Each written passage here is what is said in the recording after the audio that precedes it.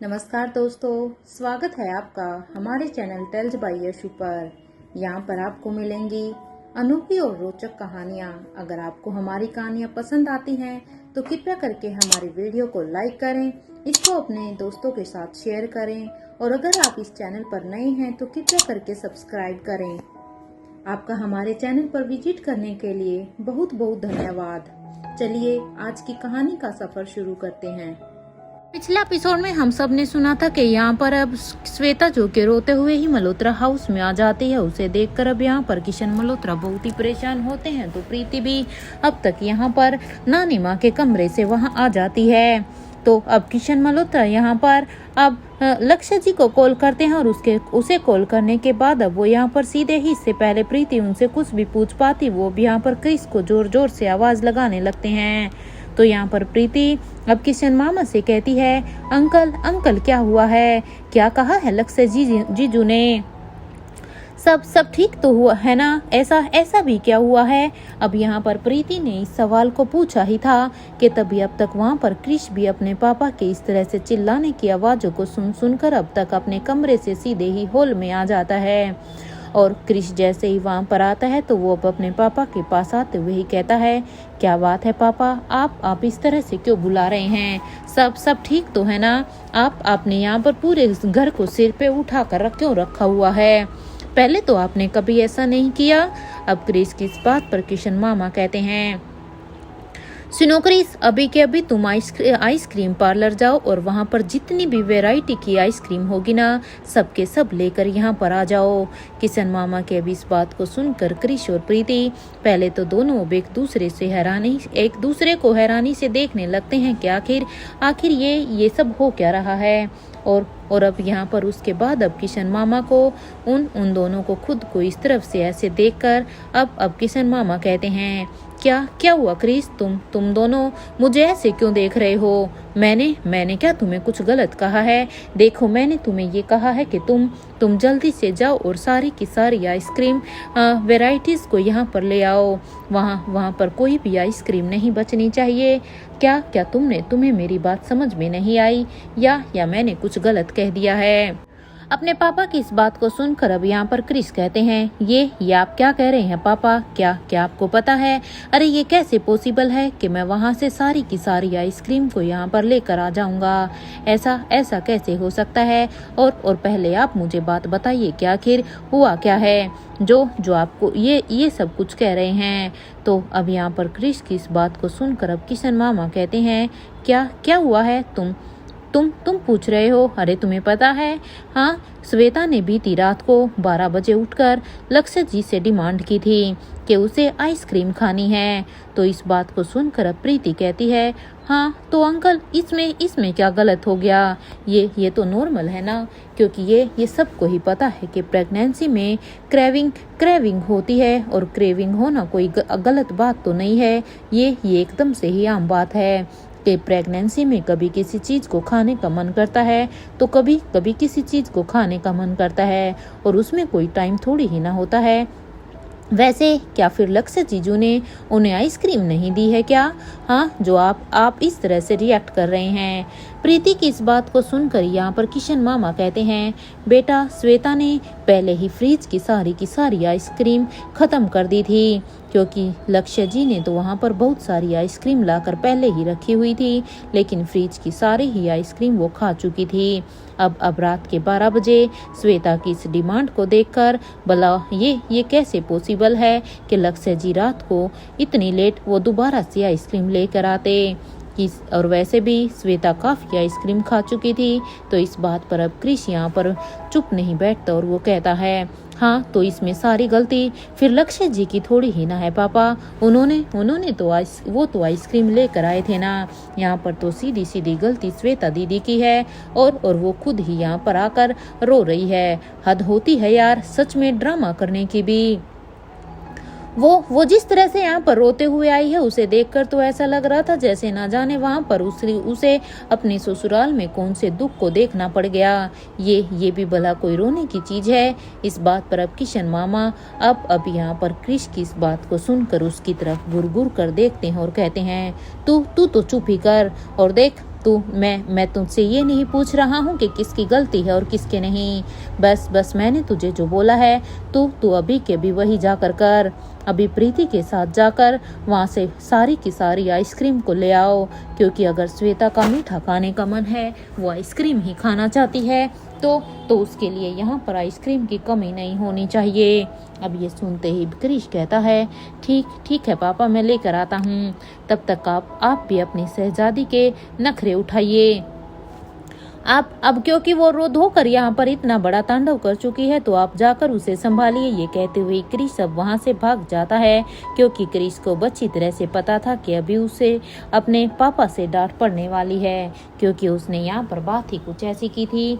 तो इधर वो वहाँ पर जब क्रिश भागकर दरवाजे के पास चला जाता है, तो अब वो वहाँ से प्रीति को आवाज़ लगाने लगता है। कहता है, प्रीति जल्दी आओ, इससे पहले यहाँ पर श्वेता फिर से रोना धोना शुरू कर दे। तो इधर क्रिश की इस बात को सुनकर अब प्रीति भी जल्दी से हाँ में अपने सिर को हिलाती और वो दरवाजे और अब वो क्रिश के पास जाकर उसे एक सरकास्टिक सी स्माइल देती है। तो वहीं अब क्रिश कहता है, तुम यहीं पर रुको, मैं तब तक गाड़ी लेकर आता हूँ। इस बात पर प्रीति भा में अपने सिर को हिला देती है और प्रीति अब वहीं पर ही दरवाजे के पास खड़ी होकर क्रिश के आने का वेट करती है। इधर कुछ ही देर में जैसे ही यहाँ पर क्रिश अपनी गाड़ी को लेकर एंट्रेंस पर आ जाता है, तो उसके आते ही प्रीति भी अब दरवाजे को खोलकर गाड़ी के अंदर बैठ जाती है और वो दोनों वहाँ से आइसक्रीम पार्लर के लिए निकल जाते हैं। इधर अंदर अपनी जगह पर खड़े किशन मामा अब अपने मन में ही सोचते हैं, आने दो इस लड़के को, मैं इसे बिल्कुल भी नहीं छोड़ूंगा। अरे ऐसे समय में उसे खुद अपनी बहन की हालत को समझना चाहिए, लेकिन नहीं, इसे तो अभी भी टॉम एंड जेरी ही रखना है। ये सोचकर ही किशन मामा अब श्वेता को समझाने के लिए उसके रूम की तरफ जाते हुए ही अब वो अपनी ही सोच में थे कि अच्छा हुआ कि अंजलि ने मुझे इन सब चीज़ों के बारे में पहले ही मुझे वार्न कर दिया था। अरे कितना अच्छा हुआ है कि अंजलि ने मुझे पहले ही बता दिया था कि प्रेगनेंसी में बार बार मूड स्विंग्स होते हैं, कभी मूड कैसा होता है तो कभी मूड कैसा होता है, वरना सच में मुझे पता ही नहीं चलता कि अभी इस सिचुएशन को मैं कैसे हैंडल करता। क्योंकि मुझे तो इसके बारे में कुछ भी पता ही नहीं होता। मैं खुद को अच्छी तरह से जानता हूँ। मैं तो अंजलि को ही फ़ोन लगा कर उसे ही परेशान करता या उसे यहाँ पर ही बुला देता, क्योंकि ये सब कुछ हैंडल करना मेरे बस की बात तो बिल्कुल भी नहीं थी। ये कहते हुए, ये सब सोचते हुए किशन मामा भी यहाँ पर अपने मन ही मन में अंजलि को थैंक यू कह रहे थे, लेकिन अब वो यहाँ पर सोचते हैं, मैं उम्मीद करता हूँ कि अंजलि के उसने महादेव के अच्छी तरह से ही दर्शन कर लिए हूँ। किशन मामा अब यहाँ पर ये सब सोचते हुए ही जब श्वेता के रूम के बाहर पहुँचते हैं, तो वो श्वेता के रूम के दरवाजे को अब यहाँ पर नॉक करने लगते हैं। तो इधर थोड़ी ही देर में जैसे ही सामने से दरवाजा खुला, तो सामने श्वेता को देखकर अब किशन मामा कहते हैं, आप अब ठीक तो है ना बेटा, हम अंदर आ जाएं? किशन की इस बात पर अब श्वेता कहती है, हाँ आइए ना पापा। श्वेता की ये बात सुनते ही अब किशन मामा अंदर आते हुए ही कहते हैं, क्या कुछ खाओगी? अब अपने पापा की इस बात पर श्वेता ने कहा, नहीं पापा, अभी तो मेरा कुछ भी खाने का मूड नहीं है। ये सुनते ही अब किशन मामा कहते हैं, अच्छा तो फिर बालकनी में चलो, हम दोनों मिलकर बालकनी में अपना टाइम स्पेंड करते हैं, एक दूसरे से बातें करेंगे। इस बात पर अब श्वेता ने कहा, ठीक है पापा। एक तरफ जहाँ पर ये दोनों अब अपना टाइम स्पेंड कर रहे थे, तो वहीं दूसरी तरफ यहाँ पर वाराणसी में महारानी ने अब तक सब कुछ ही संभाल लिया था। अब महारानी को देखकर वो लोग जिन्हें महारानी ने अभी बचाया हुआ था, वो सभी अब अपने सिर को झुकाकर महारानी को फिर से ग्रीट करते हुए उन्हें थैंक यू कह रहे थे और कह रहे थे, हमें पूरा भरोसा था महारानी कि आप हमें बचाने के लिए जरूर आएंगी, आप हमें इस तरह से यहाँ पर मरने के लिए नहीं छोड़ेंगी। इस बात पर अब अनिका ने जवाब दिया, आप सभी तो मेरे अपने हैं और आप सभी को बचाना तो मेरा फर्ज भी है। वैसे हाँ, अब आप सभी को अपना खुद का भी ख्याल रखना चाहिए। वैसे मैं आप सभी से एक सवाल पूछना चाहती हूँ, क्या आप सब मुझे उसका जवाब देंगे? तो अब यहाँ पर महारानी की इस बात को सुनकर अब वो सभी अब हाँ में अपने सिर हिलाते हैं और उनमें से अब एक आदमी कहता है, ये कोई आप हमसे कुछ भी पूछ सकती हैं, इसमें आप परमिशन क्यों ले रही हैं महारानी? तो अब यहाँ पर महारानी कहती है, अच्छा तो हमें बताइए, वो सभी आप लोगों से क्या पूछ रहे थे, क्या जानना चाहते थे वो आपसे, और क्यों किया उन्होंने ये सब? अब महारानी की इस बात पर अब उनमें से अब एक आदमी सामने आते हुए ही अब महारानी से कहता है, महारानी वो हमसे डायमंड ड्रग के बारे में पूछ रहे थे। उन्हें यही लग रहा था कि हमने उस ड्रग के बारे में हमें कुछ भी पता है। इस बात पर अब महारानी ने कहा, ठीक है, फिर आप सभी अभी यहाँ बाहर निकलकर अपनी दुनिया अपनी फैमिली के पास अब जा सकते हैं। इस बात पर अब एक आदमी कहता है, महारानी आप अगर चाहें तो हमसे हमारी जान मांग लीजिए, लेकिन हमें इस किले से कहीं और जाने के लिए बिल्कुल भी मत कहिए, क्योंकि हम इस किले से बाहर कहीं भी नहीं जाएंगे। अब ये किला ही हमारे लिए सब कुछ है। ये हमारी आपसे रिक्वेस्ट है। ये किला हमारे महाराज का था और आज तक हमने इस किले को कोई क्षति भी नहीं पहुंचने दी है, कोई नुकसान भी नहीं होने दिया है। ये किला आज भी बिल्कुल वैसा का वैसा ही है और महारानी हम आगे भी इसका ऐसे ही ख्याल रखेंगे। हम इसमें इस किले को कोई भी क्षति नहीं पहुंचने देंगे, क्योंकि ये हमारे महाराज का किला है। ये हमारे लिए है। ये सुनते ही वो सभी अभी पीछे मुड़कर अब अपने उस किले की तरफ ही देख रहे थे। आज भले ही महाराज हमारे बीच में नहीं रहे हैं महारानी, लेकिन हमारे लिए ये किला ही हमारे महाराज हैं। और ये कहते हुए ही वो यहाँ पर पूरी तरह से खामोश हो जाते हैं। अब इन सब को ऐसे देखकर अब महारानी ने कहा, क्या मैं जान सकती हूँ कि ये महाराज कौन थे? हाँ, जिनके बारे में मुझे बिल्कुल भी पता नहीं है। किसकी बातें कर रहे हैं आप? ये सुनते ही अब वो आदमी महारानी को देखते हुए ही कुछ कहने ही वाला था कि तभी यहाँ पर भाग्यश्री बीच में बोल पड़ती और अब यहाँ पर भाग्यश्री कहती है, महारानी मेरे ख्याल से आपको भी यहाँ से चलना चाहिए। यहाँ का काम अब हम सभी मिलकर संभाल लेंगे। आपका वक्त काफ़ी प्रीशियस है हम सब के लिए, हमें इस बात की खबर है। ये सुनते ही अब महारानी बेबे अपने मन में कहती है, कुछ तो ऐसा है जो शायद भाग्यश्री आंटी तो जानती है, लेकिन वो मुझे बताना नहीं चाहती है, क्योंकि जो आदमी ये जो मुझे अभी अपने महाराज के बारे में कुछ बताना चाहता था, उससे पहले ही भाग्यश्री यहाँ पर बीच में बोल पड़ी। खैर मैं भी अच्छी तरह से पता तो लगा ही लूँगी, क्योंकि अब एक बार अगर कोई बात मेरे दिमाग में आ गई तो फिर उसकी तह तक तो पहुँचना मेरा काम है। ये कहते हुए ही महारानी अब अपने हाथ से ताली को बजा देती हैं। कुछ ही देर में वहां पर जैसे ही महारानी ने ताली बजाई तो वहां पर एक चौपर आ जाता है और जल्दी से महारानी उस चौपर के आने के बाद उसमें जाकर बैठ जाती है और अब वो वहां से चली जाती है। तो वहीं भाग्यश्री भी अब इन बाकी के तीनों यानी अरुण, निखिल और राजलक्ष्मी इन तीनों से ही कहती है, आप तीनों इस किले को ठीक करवा कर ही आइएगा। इस बात पर अब अरुण ने कहा, लेकिन आप कहाँ जा रही हैं? अरुण की इस बात पर भाग्यश्री अब यहाँ पर कुछ नहीं कहती। वो बस सामने अपना सिर हिलाती हैं और वो भी वहाँ से चली जाती हैं। इधर कुछ ही देर में वो सभी मिलकर अब उस किले को ठीक करने में लग जाते हैं। तो वहीं इधर अपने चौपर में बैठी हुई अनिका ने कहा, अरे वाह, सनराइज हो गया। एक काम करती हूँ, मैं भी यहाँ पर आई हूँ तो महादेव के दर्शन करके ही जाऊँगी, क्योंकि महादेव के यहाँ पर वाराणसी में दर्शन करना हर किसी के किस्मत में नहीं होता। अरे बड़े किस्मत वाले लोग होते हैं जो यहाँ पर आकर महादेव के दर्शन करते हैं। और मैं तो देखो खुद वाराणसी में ही हूँ। यही सोचकर अब वनिका वहाँ से सीधा ही गोडवालिया के लिए निकल जाती है। तो वहीं भाग्यश्री भी वहाँ पर पहले इधर उधर देखती है और इसके बाद वो अपने मास्क को निकाल कर अब वो अपने पिट्ठू बैग से अब अपने लिए एक दुपट्टे को निकालती है और अब उस दुपट्टे को निकाल कर अब उसे उस दुपट्टे से अपने चेहरे को कवर करने लगती है। उस दुपट्टे से अपने चेहरे को कवर करने के बाद कुछ देर तक अब यहाँ पर भाग्यश्री वॉकिंग डिस्टेंस करती रहती है और उसके बाद वो यहाँ पर कुछ समय के वॉकिंग डिस्टेंस के बाद अब एक ऑटो को रुकवाते हुए ही अब जैसे ही वहाँ पर भाग्यश्री को देखकर एक ऑटो रुकता है तो वो उस ऑटो में बैठकर अब वहाँ से चली जाती है। तो यहीं दूसरी तरफ पेरिस के मैनेजमेंट कॉलेज में तो वहाँ का नज़ारा ही काफ़ी पूरी तरह से बदला हुआ था।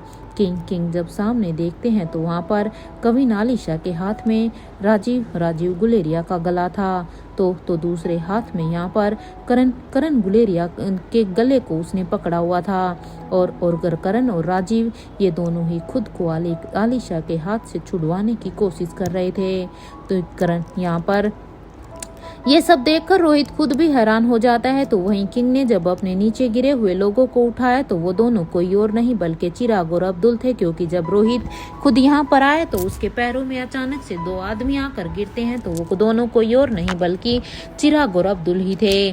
किंग अब उन दोनों को होश में लाने की कोशिश करते हैं क्योंकि ये दोनों बेहोश थे कि तभी उनके कानों में एक धीमी सी हवा की तरफ एक आवाज आती है। किंग अब इस आवाज को सुनकर जब किंग ने उस आवाज की दिशा में देखा तो एक पिलर से यहाँ पर किंग को देखते हुए ही वहाँ पर महेंद्र पीरामल खड़े हुए थे जो कि दुबक कर एक पिलर के पीछे छिपे हुए थे, क्योंकि यहाँ का नज़ारा देखकर खुद महेंद्र भी घबराए हुए थे।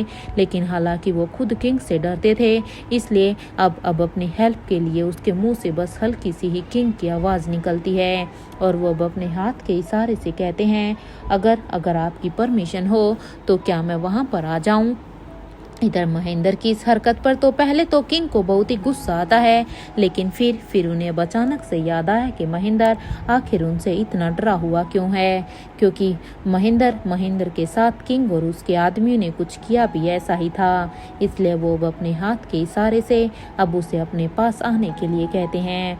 इधर किंग के इस इशारे को समझते हुए ही महेंद्र काफ़ी डरते हुए ही अब अपने कदमों को किंग की तरफ बढ़ा देता है। पहले तो वो अपने छोटे छोटे कदमों को लेते हुए किंग की तरफ बढ़ता जा रहा था। जब किंग ने उसकी इस हरकत को देखा तो वो यहाँ पर एक काफ़ी रोबीली आवाज में कहते हैं, ये क्या कोई चलने का तरीका है? जो कहना है जल्दी आकर कहो, जल्दी आओ। तुम्हें सिचुएशन की सीरियसनेस का कोई भी अंदाजा नहीं है क्या? इधर यहाँ पर किंग की इस रोबीली आवाज को सुनते ही किंग ने यहाँ पर इतना ही कहा था कि यहाँ पर बंदूक की गोली से भी तेज रफ्तार के साथ महेंद्र पीरामल अब अचानक से किंग के सामने आकर खड़ा हो जाता है, क्योंकि महेंद्र को किंग से भी बहुत ही ज्यादा डर लग रहा था।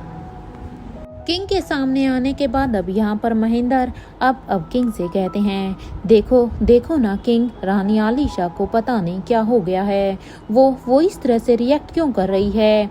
इस बात पर अब किंग कहते हैं, तुम मेरा एक काम करो, मेरे इन दोनों आदमियों का ख्याल रखो और एक बात खबरदार, जो इनका चेहरा देखने की भी कोशिश की तो अगर तुमने इनका चेहरा भी देखने की कोशिश की तो तुम्हारे साथ क्या होगा इस बात का तुम्हें अंदाजा भी नहीं है। पिछली बार भले ही हमने तुम्हें छोड़ दिया था, लेकिन इस बार बिल्कुल भी नहीं छोड़ेंगे। अब किंग की इस बात पर महेंद्र को अब उस रात की सारी बातें याद आ जाती हैं जो किंग और उसके इन दोनों आदमियों ने महेंद्र के साथ किया था। महेंद्र ने किस तरह से धर्मराज मारवा को अपनी आंखों के सामने देखा था तो वही किंग अब अंदर जाकर अब आलिशा के सामने खड़े हो जाते हैं और उन्हें अब उनके सामने जाकर, क्योंकि किंग को अब समझ में आ गया था कि जो अभी आलिशा की हालत है, ऐसी हालत में किंग को बस उसके साथ अब फाइट ही करनी होगी। इसलिए उसके सामने जाकर अब किंग अब फ्रेंच ट्रेडिशनल फाइट करने के लिए उन्हें कहते हैं। किंग की इस आवाज़ को सुनकर जब आलिशा ने किंग की तरफ देखा तो वो अपने दोनों ही हाथों को अब हवा में करते हुए ही थोड़ा ऊपर लेकर जाती है और अब यहाँ पर वो राजीव और करण इन दोनों को ही ऊपर ही हवा में छोड़ देती है, जिससे कि वो दोनों ही थोड़ा दूर जाकर नीचे गिर जाते हैं। उन्हें ऐसे देखकर अब महेंद्र कहते हैं, लो बताओ, एक बेटी ने अपने ही बाप को धोबी पछाड़ दिया है क्या यार। हाँ राजीव, कैसा फाइटर है तुम, अपनी ही बेटी से पिट गया। अरे किसी काम का नहीं है तू। मुझे तो लगा था कि तू सच में एक अच्छा फाइटर है, लेकिन तू तो खुद अपनी बेटी के हाथों हार गया। यह महेंद्र इधर अपनी ही जगह से उठकर अब वो आलिशा से अब खुद को बचाते हुए ही अब वो करण के पास जाकर अब उन्हें उठाने की कोशिश करते हैं और अब वो करण को उठाकर वो करण को बाहर की तरफ लेकर आता है और उन्हें भी यहाँ पर चिराग के बगल में लेटा देता है। और करण को यहाँ पर लेटाने के बाद इसके बाद महेंद्र अब फिर से दोबारा उसी जगह पर जाता है और अब वो राजीव के पास जाकर अब वो राजीव को भी सहारा देते हुए अब उसे बाहर की तरफ लेकर आता है और उसे देख कर कहता है, तू खाता क्या है? हाँ, अरे कितने भारी हो तुम दोनों भाई। अब तू देख, अगर मैं नहीं होता ना तो तेरा क्या होता। यहाँ महेंद्र को लगा था कि राजीव बेहोश है, लेकिन तभी उसके कानों में राजीव की एक धीमी धीमी आवाज आ रही थी जो कि कह रहा था, सब कुछ सुन रहा हूँ मैं, जो तू कह रहा है। अब राजीव की ये बात सुनते ही महेंद्र अब अपनी नज़र को इधर उधर करते हुए ही वो चुपचाप अब उसे बाहर लेकर जाने लगता है। और अब साथ के साथ अब वो अपने मन में कहता है, अब तक तो धनंजय भाई को यहाँ पर आ जाना चाहिए था, वो कहाँ रह गए हैं? अरे ये किंग खुद यहाँ पर पहुँच गए हैं, तो उनका तो कुछ भी आता पता नहीं है, क्योंकि भाई ने तो बोला था कि जब तक वो किंग वहाँ पर है वो तब तक नहीं आ सकते, लेकिन किंग भी उनसे पहले यहाँ पर पहुँच चुके हैं। अरे हद होती है यार, वो अब तक कहाँ रह गए? जहाँ महेंद्र ने इन सभी को भी संभालते हुए ही उसे अपने भाई के आने का इंतजार था, तो वहीं दूसरी तरफ यहाँ पर आलिशा अब किंग के ऊपर अटैक कर रही थी, तो वहीं किंग भी खुद को आलिशा से डिफेंड कर रहे थे और वो भी सिर्फ आलिशा को बिजी रखना चाहते थे, क्योंकि किंग अच्छी तरह से जानते थे कि वो उसके ऊपर कोई भी अपना भारी अटैक नहीं कर सकता है, क्योंकि अगर किंग ने उसके ऊपर कोई भी अटैक किया तो उससे आलिशा ही जख्मी होगी। हालांकि वो बस अभी यहाँ पर आलिशा को कुछ भी ऐसा करने से रोक रहे थे कि तभी उनकी नज़र अब उस कैंपस के दूसरी तरफ के ऊपर जाती है, तो वहाँ पर वो देखते हैं कि वहाँ पर एक शख्स खड़ा हुआ था जो ना के इंसान था और ना ही जानवर था। उसे देखकर किंग अब अपने एक हाथ के वार से यहाँ पर आलिशा को बेहोश कर देते हैं, क्योंकि अब किंग के पास कोई और ऑप्शन नहीं था, क्योंकि उसे भी यहाँ पर इस शख्स को भी देखना था। इधर आलिशा भी अब यहाँ पर रोहित के इस वार को नहीं झेल पाती हैं और वो फ्रैक्शंस ऑफ सेकंड में ही वहीं पर बेहोश होकर गिर जाती हैं। तो इधर किंग अब नीचे गिरी हुई आलिशा को अब अपने हाथ में उठाकर अब वो उसे बाहर लेकर निकल जाते हैं और आलिशा को उठाकर अब वो यहाँ पर महेंद्र के पास आते हुए अब वहाँ पर आलिशा को दीवार से टिकाते हुए ही वो वापस फिर से जब अंदर आता है, तो अब यहाँ पर आसमान से कोई आकर उसके सामने बैठ जाता है।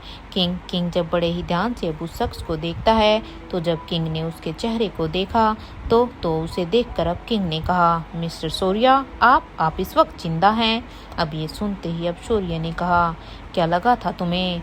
तुम लोगों को, हाँ, इतनी आसानी से तुम लोग मुझे मार दोगे? और ये कहते हुए वो भी यहाँ पर जोर जोर से अब हंसने लगता है।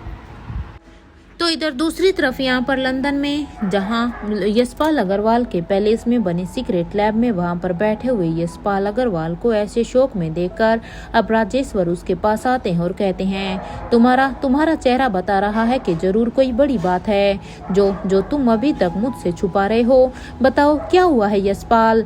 ये सुनते ही अभी यशपाल अग्रवाल अब अपनी जगह से उठकर अब वो उस रूम की विंडो के पास जाकर खड़े हो जाते हैं और अब वो यहाँ पर राजेश्वर से कहते हैं, तुम नहीं जानते हो राजेश्वर कि मेरे पापा कौन थे और उनकी हड्डियों में कौन सा राज था जिसकी वजह से उनकी अस्थियों ने डायमंड ड्रग के नेगेटिव इफेक्ट को ऑब्जर्व किया हुआ था। इस बात पर अब राजेश्वर ने कहा, तुम्हें क्या लगता है उस किंग ने चारों अस्थियों को एक जगह पर रखा होगा?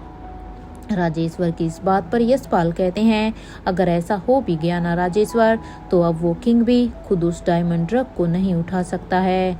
उस नए किंग से ज्यादा बेवकूफ इंसान तो मैंने आज तक इस धरती पर किसी को भी नहीं देखा है। सच में कितना बेवकूफ इंसान है वो, उसने काम ही एक ऐसा किया है।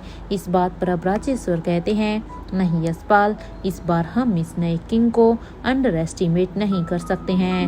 वो कोई बेवकूफ़ नहीं है। तुम समझ रहे हो ना कि मैं क्या बोलना चाह रहा हूँ। अब राजेश्वर की इस बात पर यशपाल ने कहा, क्या तुमने उन चारों को पेरिस से मैनेजमेंट कॉलेज में भेज दिया है या नहीं। इस बात पर अब राजेश्वर ने कहा, इस बार उस नए किंग की दुश्मन कोई और नहीं बल्कि खुद रानी साहिबा ही होगी, क्योंकि वो हमेशा से ही राजमहल की रानी को प्रोटेक्ट करते हुए ही आ रहा है ना। तो अब देखो कितना मजा आएगा जब राजमहल की रानी खुद ही किंग के अगेंस्ट खड़ी होगी। इस बार हमने जो तूफान उनकी तरफ भेजा है ना, उसका नाम खुद रानी आलिशा है। अब देखना ये होगा कि वो उस तूफान से कैसे सुलटते हैं। इस बात पर अब यशपाल ने कहा, देखो राजेश्वर, इस बार हम कोई भी लॉस टॉलरेट नहीं करेंगे, क्योंकि हम अभी इस हालत में नहीं हैं। इस बात पर अब राजेश्वर ने कहा, तुम चिंता मत करो यशपाल, इस बार हमारा कोई भी वार खाली बिल्कुल भी नहीं जाएगा।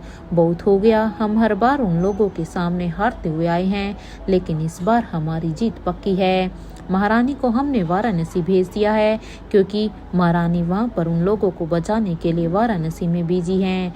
और रानी साहिबा को तो हमने पहले ही उस किंग के दोनों और रानी साहिबा को हमने किंग के अगेंस्ट यूज किया है, तो उस किंग के तो दोनों ही हाथ मानो कट चुके हैं। एक हाथ उसका रानी आलिशा और दूसरा वो महारानी।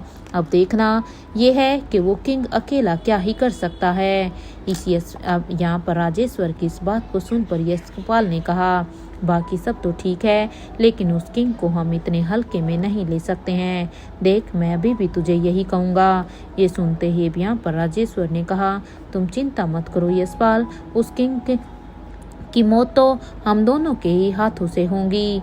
इस बात को सुनकर अब यशपाल ने कहा, तुम भूल गए हो राजेश्वर कि क्या वो उस किंग की मौत बनकर कौन गया है। इस बात पर अब वो दोनों अब जोर जोर से हंसने लगते हैं। तो वहीं दूसरी तरफ इधर इंडिया में वाराणसी में अनिका ने अब तक यहाँ पर चेंज कर लिया था और चेंज करने के बाद अब वो यहाँ पर गोडवालिया में आ चुकी थी कि तभी अनिका की नज़र यहाँ पर भाग्यश्री के ऊपर जाती है। अनिका की नज़र अभी भाग्यश्री पर बनी हुई थी, जिसका चेहरा अंजलि मामी की तरह ही था, इसलिए वो अब यहाँ पर मंदिर की तरफ जा रही थी। तो वहीं अनिका भी अब भाग्यश्री के पीछे पीछे अपने तेज कदमों से अब उनका पीछा करने लगती है। कुछ ही देर में वो दोनों ही यहाँ पर अब एक दूसरे से कुछ ही दूरी पर थे। अनिका की नज़र यहाँ पर सिर्फ और सिर्फ भाग्यश्री पर ही थी। पहले भी भाग्यश्री ने अपने यहाँ पर पहले ही भाग्यश्री ने दर्शन किए थे और वो वहां से प्रसाद लेने के बाद अब चली गई थी।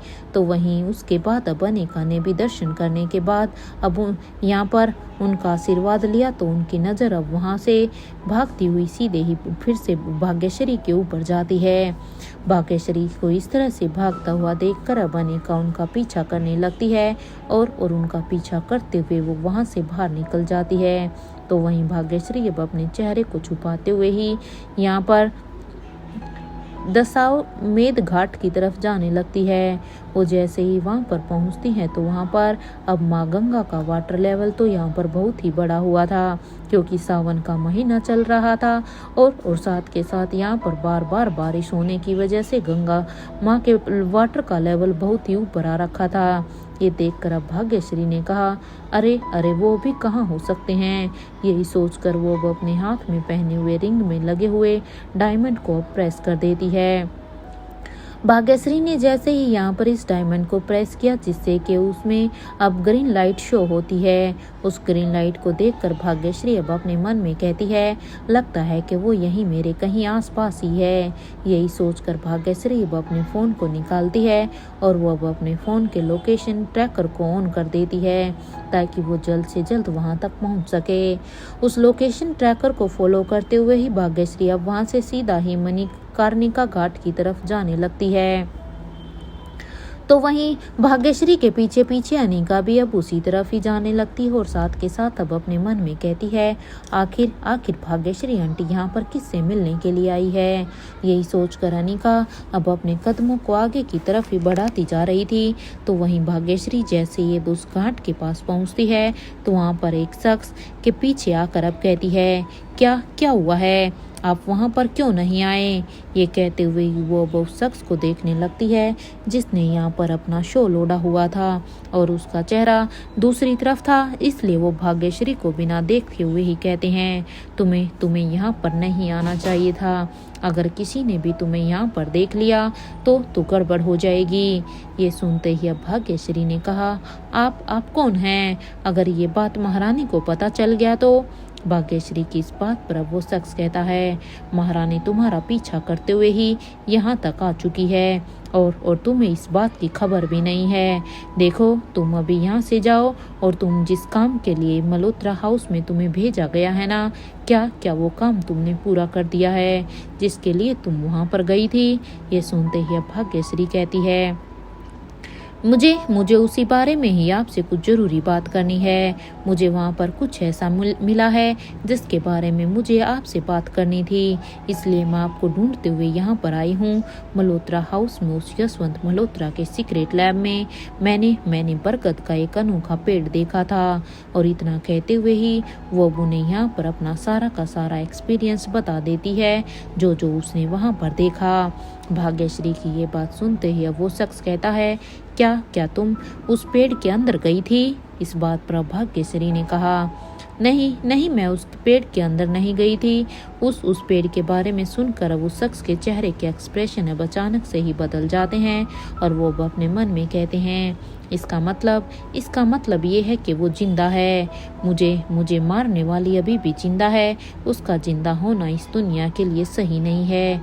पता नहीं वो अब क्या तबाही लाएगी, क्योंकि वो कोई आराम से तो बैठने वालों में से बिल्कुल भी नहीं है। कुछ देर तक सोचने के बाद वो शख्स भाग्यश्री से कहता है, ठीक है, अब तुम अभी यहाँ से जाओ और हाँ, किंग और महारानी दोनों को आने वाले तूफान को लेकर सतर्क कर दो और एक बार महारानी से कहो कि उन्हें इस वक्त यहाँ से जाना होगा। किंग को उनके साथ की जरूरत है। किंग के पास उन्हें अभी के अभी पहुँचना होगा। इस बात पर अब भाग्यश्री ने कहा, मैं कुछ समझी नहीं। किंग कहाँ पर है? इस बात पर अब वो शख्स कहता है, मेरी बात को हमारी पहेली बनाकर महारानी तक पहुंचा दो। अब उन्हें और अवंतिका को अपनी जिम्मेदारी को लेना ही होगा। इस बात पर अब भाग्यश्री ने कहा, ठीक है, अभी मैं यहाँ से जा रही हूँ।